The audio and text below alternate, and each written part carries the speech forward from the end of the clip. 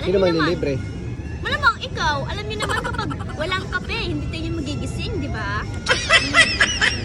O sige, lilibre kita ng kape, pero yung mga gawaing bahay, gawin mo mamaya sa bahay ha. Bakit? Ginagawa ko naman yung lahat Hindi nyo nga kahit hindi nyo ako sabihan, ginagawa ko yun And also, akala nila yun malinis lang yun. No, it's not just malinis. It's so very, very clean. Sana Mas clean pa kayo sa all. mukha mo. Char. Talaga lang naka-filter ka lang, pero may kita yung mukha mo, dami mong Anong pimples. filter? Ano madaming pimples? Hindi naman yun doon sa sukat Nasusukat yun sa attitude and personality. Talaga lang ha. Yay! Totoo ba yung sinasabi mo? Baka naman hindi totoo yan. Baka gawa-gawa mo lang yan. Siyempre. Excuses.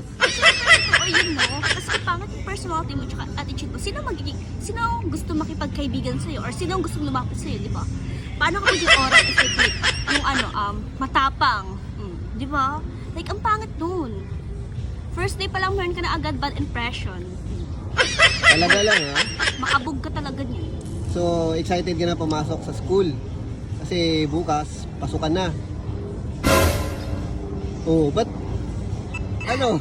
Nakaka-depress, ayoko. Dahil? Dahil? Wala, pinakabahan, konti. Kinakabahan.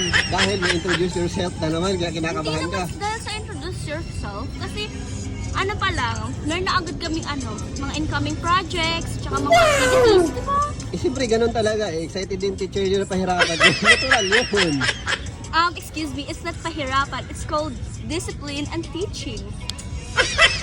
Siguraduhin mo lang. Yes.